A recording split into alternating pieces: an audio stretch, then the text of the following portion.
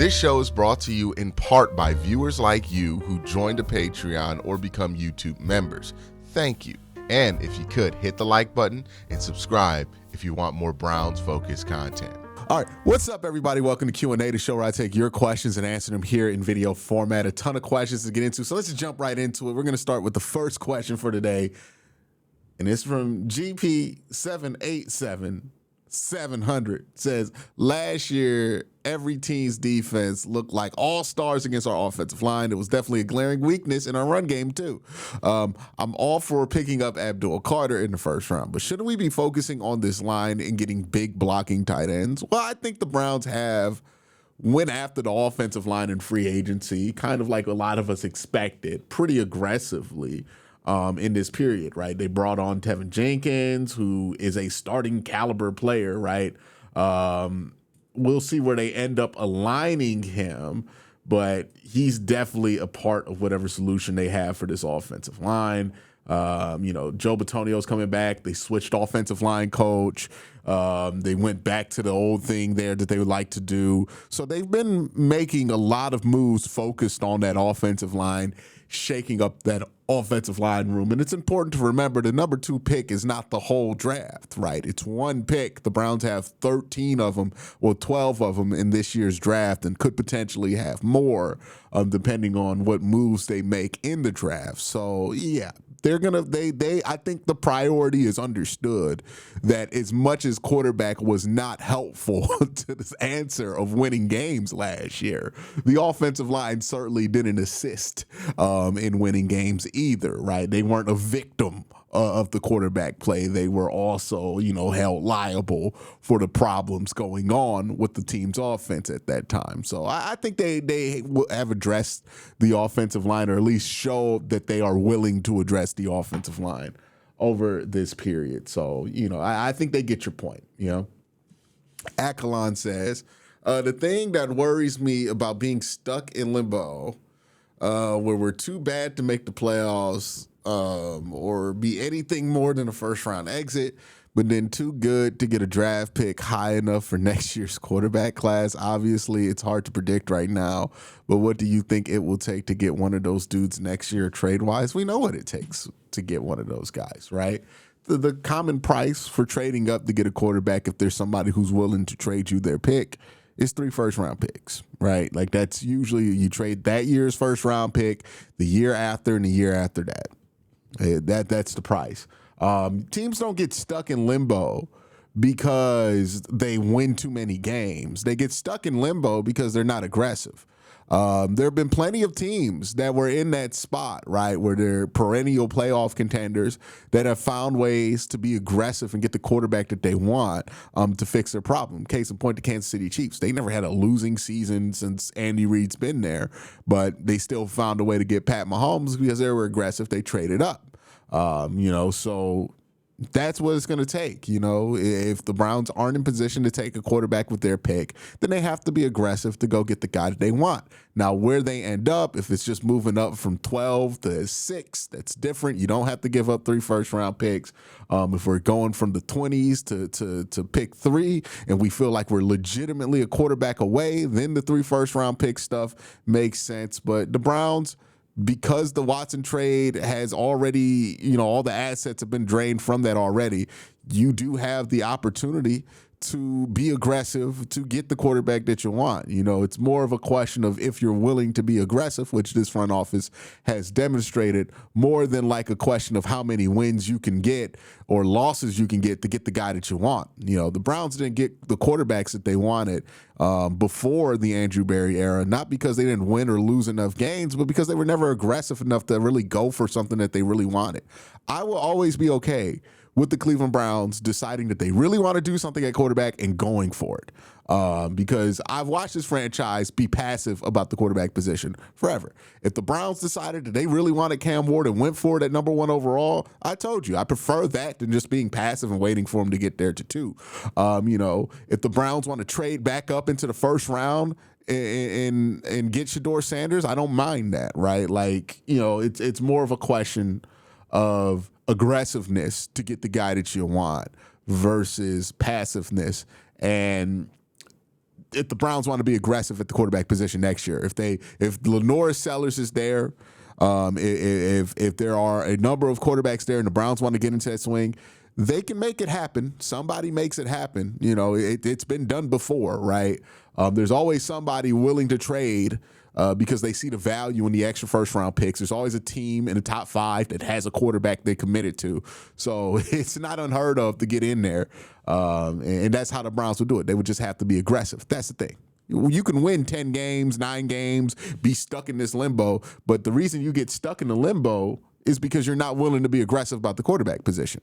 We could say Pittsburgh, right, is an example of a team that people will say got stuck in limbo. Pittsburgh isn't stuck in limbo. They're just not aggressive at the position. They want to make safe swings at the position, but not aggressive swings at the position. So they haven't really done anything to really solve that. There have been aggressive moves for Pittsburgh to make that they just don't feel comfortable doing because that's kind of the MO of the Pittsburgh Steelers. And if you talk to Steelers fans, one of the biggest frustrations about the Pittsburgh Steelers is that they're too dedicated to going 500. The Browns, you say what you want about Andrew Berry and Kevin Stefanski, they have most certainly proven that they are willing to be aggressive for better or worse, right? Moving on from Baker Mayfield to upgrade to Deshaun Watson, or at least to hopefully upgrade from Deshaun Watson at the time. That was an aggressive move. It did not work out for them, but that's who they are. They're going to be aggressive about quarterback. So I don't anticipate that. If the Browns win 9 games, 10 games next year, and they see a quarterback in the top 10 they want to take, they will be aggressive to get that quarterback. Next question comes from Aaron, who says, first time I saw Carter play at Penn State a couple of years ago, he immediately popped off the tape while I was watching. I was interested in his potential, but this was in 2023, so I figured the Browns would never have a chance to draft him because the Browns just won 11 games. Pairing him up with Myles Garrett is a nightmare, but your argument for Hunter has me intrigued. The Browns need to turn this around, and Hunter offers the most boom potential and offers value on both sides. If you were Barry and both were available at 2, who do you select? Love the videos. Keep up the hard work. I make this clear. I would select Abdul Carter, right? I like both prospects a ton. I'd be excited about Abdul Carter. I'd be excited about Travis Hunter. I wouldn't have an issue with any of these guys there at number 2. Here's the thing of why I prefer Abdul is because I have seen Abdul Carter in the former fashion that Abdul Carter would have to be successful in the NFL, work in the NFL with multiple different prospects, right? The imagination necessary or the creative power necessary, right? Brain power necessary to envision Abdul Carter being a successful football player in the NFL is not much. So I can look at Abdul Carter's tape. I can look at what Abdul Carter has done at Penn State and see an easy path to Abdul Carter being an all-pro player. Travis Hunter, it's different. You have to be willing to think outside the box. You have to be willing to break the mold with Travis, right? Because I think people get caught in this trap of talking about Travis as primarily a defensive player, primarily an offensive player. Travis Hunter is both. And we've never had somebody who is legitimately both be this good at both. Most of the two-way players had a definite position coming out of college. This dude doesn't. He's the first of his kind. Now, it's not the first of his kind in college football, right? Like guys, and what I mean by is the guys who make transitions from high school to college, right? Almost every high school football player is like a 4 or 5-star guy, is a two-way player in high school, and then they go to college, right? And then they pick a side, and then they become that player. Travis Hunter's the first guy to say, hey, I'm going to do both at the same rate that I was doing it in high school in college. And then he did it successfully. He could be a mold breaker. Like, you could see, like, he could be a guy you name a position after, right? Where it's like, hey, that's the Travis Hunter position, where Travis Hunter's able to do it successfully. Somebody figures out a way to do it. And then now that door is open for players who could potentially do what Travis Hunter. Like, you could be thinking about the NFL in 10, 12 years, and we're talking about two-way players on a consistent basis because Travis Hunter was successful. He could be the pioneer. He could be the man who walked on the moon, right? That's what Travis Hunter offers. but that takes a lot of faith, creativity, and hope to see.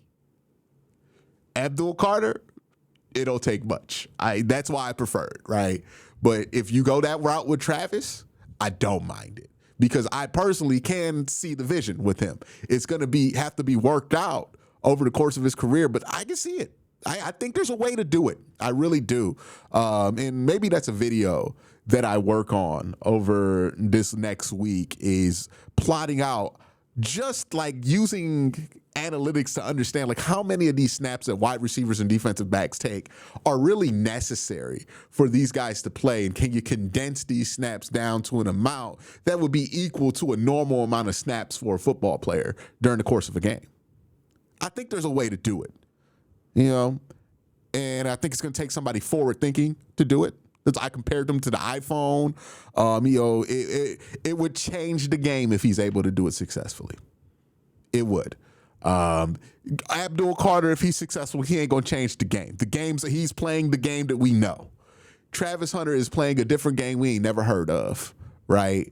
I think that is the juxtaposition with where they're at, right? Abdul Carter is Nintendo. Nintendo don't do nothing different, but Nintendo gonna be good.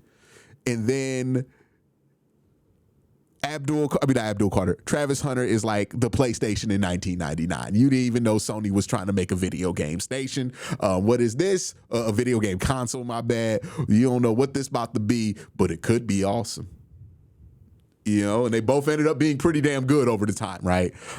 So yeah, that's you got to be a super nerdy football fan to understand anything I said in the last 2 minutes as far as my analogies goes. I'm sorry, that one went off the rails, but that's how I feel about it. If you are nerdy enough to hear me, tell me in the comment section you understood me. I want to know how many nerds are in the audience.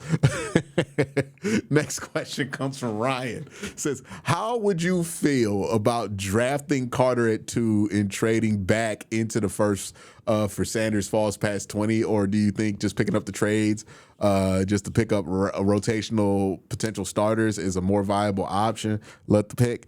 I would trade up. I would definitely trade up. Especially if he falls past 20, you're talking about a fourth. Right? Like a 4th round pick paired with 33 to go to get him. Yeah, I think that's fine. Like, I think Shedeur is my number 1 rated quarterback in this class. I don't like him at 2, but if we're talking about like 26, yeah. Well, there's not really much harm in that, right? Because you still get Abdul Carter. You get the blue chip prospect. And then you get Shedeur Sanders. And the difference between missing out on like Shedeur Sanders and whoever's going to be there at 33 versus the difference between like missing out on Abdul Carter to take a quarterback, like that's just completely different. You know what I mean? So yeah, I'm absolutely fine with that. I think I mocked it a couple of times. Alex Brown says, hey, Q, I was wondering what you think would be the best option for us at wide receiver. We basically only have Jerry Jeudy and Tillman right now. What free agent options are you looking for us to appreciate the videos? Good work. Hear me out. If you're going to bring in Kirk Cousins, right?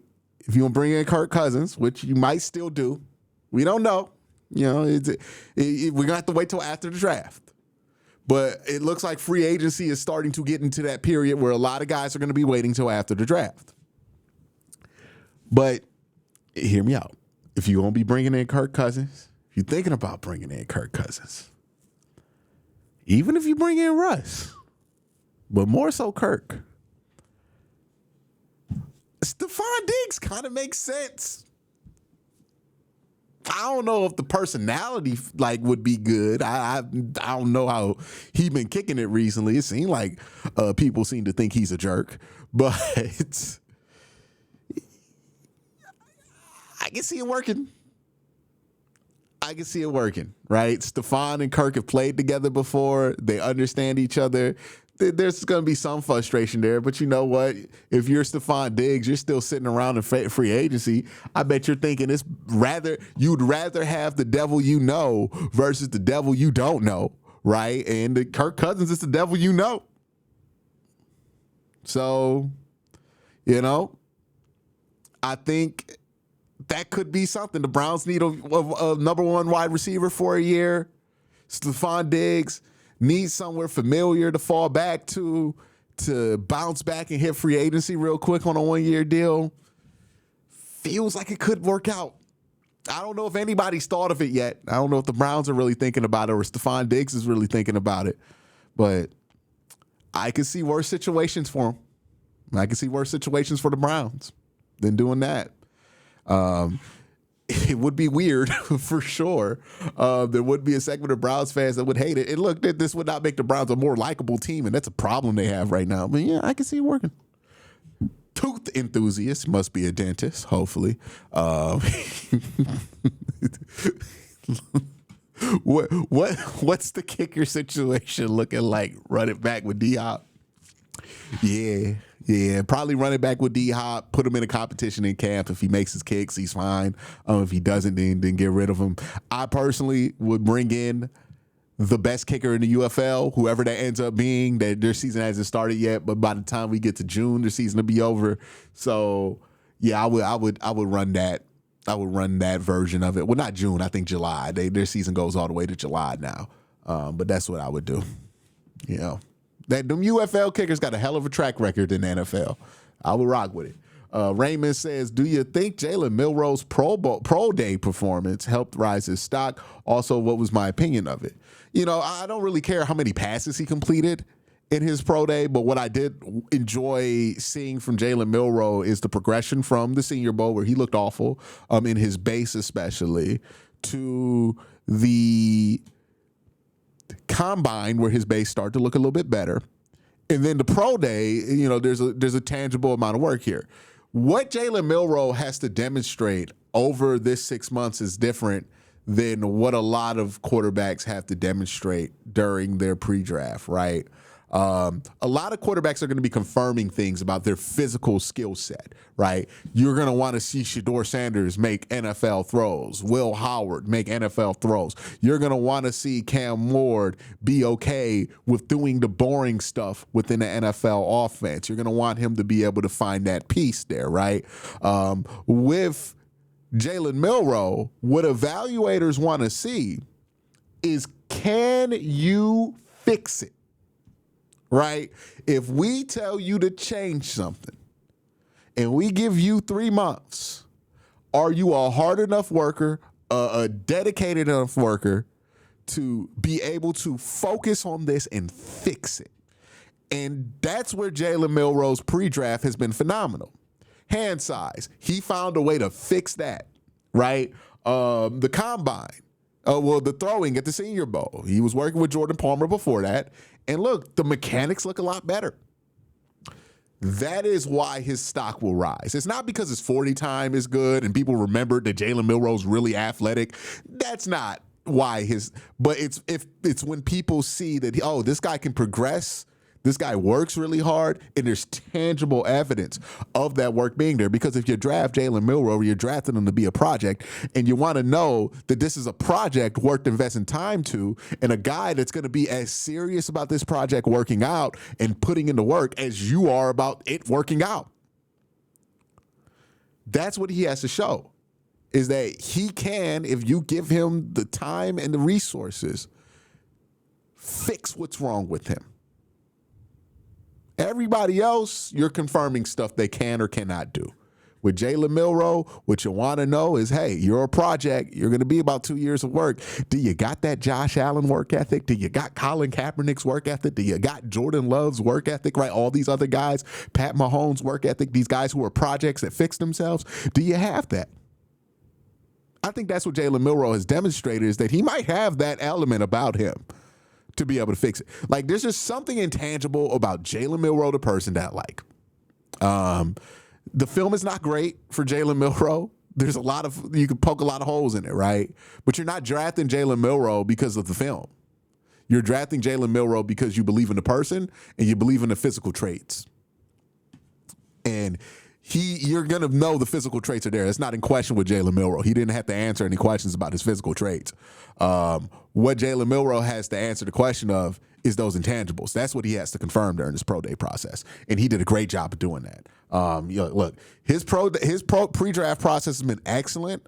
It started off a little wonky, but it's rounding out to be pretty excellent. But it's not for the reasons people assumed, right? That he'd just be this physical marvel. He is, but that's not why he's jumping up. It is that other stuff, right? The stuff, like when you think about it, this dude graduated in 4 or 5 years or 4 years with a master's degree. And he looks like Jalen. Like, you know how much work it takes to look like Jalen Milroe? Like, think about it like this. How many dudes you know got a master's degree in 4 years, got the time to work out as much as Jalen Milroe, don't even play football?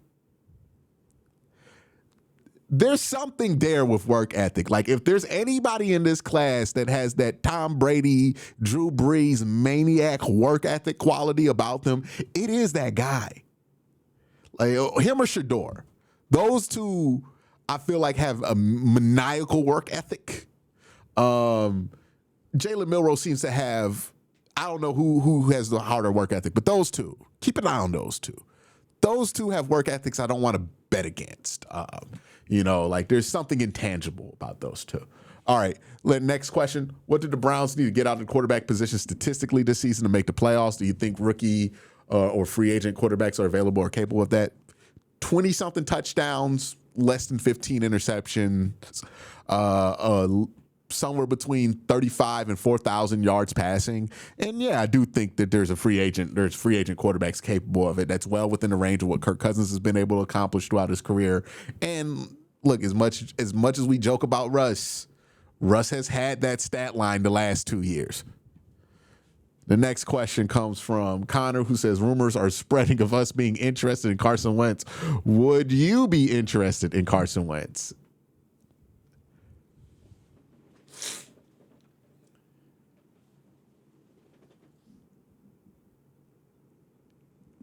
I'll put it like this.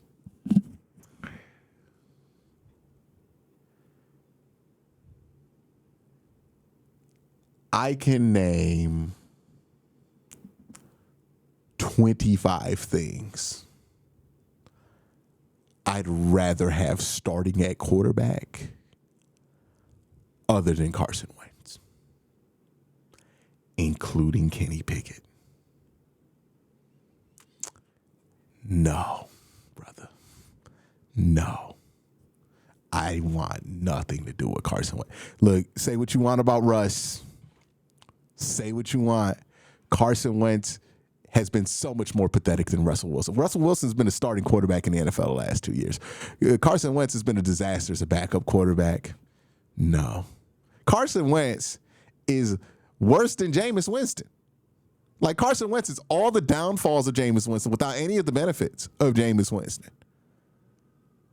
Like, no. And he's injury prone. At least Jameis is going to stay healthy. Carson Wentz gives up the football, fumbles it, intercepts it. He don't give a damn. No. I'd rather start Mitchell Trubisky. I'd rather start Case Keenum. I'd rather start Deshaun Watson in the boot. I'd rather start Dorian Thompson-Robinson. I'd rather start Bo Nix. No disrespect to him. Y'all just know I wasn't a fan. I'd rather start Mac Jones. I take that back. I don't want to start no goddamn Mac Jones. Sorry about that one, Carson. That was a bit too far. But I would rather start Nick Foles, Joe Flacco. I'd rather start Jacoby Brissett. I'd rather start Desmond Ridder, Malik Willis. I'd rather start Kyle Trask. I'd rather start Kirk Cousins, obviously. I'd rather start Cam Ward. I'd rather draft Cam Ward, number 2 overall. I'd rather draft Shedeur Sanders, number 2 overall. I'd rather literally do anything else other than decide that we're going to go into the season with Carson Wentz as the starting quarterback. Because he sucks. He's not good. I'd rather start 2017 RG3. I'd rather start Brock Osweiler today. Brock Osweiler. Like, Carson Wentz is legitimately awful, man. Like, he's been bad for a while. Nah. Give me Russ. Okay? Give me anything else than Carson Wentz. And given that I just went on that huge tirade, they're probably going to sign Carson Wentz and make me deal with this shit for a year because they like torturing me. They want to kill my joy. They ain't never going to get it, but they trying to kill my joy. But yeah, man, I'm not interested. I would not want, and I would not encourage the Cleveland Browns in any way, shape, or form to start Carson Wentz. He's been that bad over the last few years, man. He's been that bad. And, like, let me keep it fair. I used to like Carson Wentz. Like, when he was coming out in the draft, I thought the Browns should take him at 2. I was kind of disappointed when they didn't do it. But this is 2025, not 2015. I'm good. Okay? I'm good. Sign Ryan Tannehill out of retirement before you consider starting Carson Wentz. There's like 3 things I would like pay Daniel Jones. That's the last thing I would do. I wouldn't do that. I wouldn't do that rather than just start Carson Wentz. But yeah, man, if you're asking me if I'm excited, the answer is no. Next question comes from Matthew, who says, hey, Q, do you think the Jerome Baker signing could mean anything for JOK? I would be careful into reading into that. There's not a lot of overlap with those skill sets. I kind of talked about it in the video that I released going into that. But, yeah, I would be careful about it. I don't think we have any idea what's going on with JOK, good or bad. I think we should just wait before we start to speculate. Y'all have a good day. Have a better night. Peace. And me, Bob.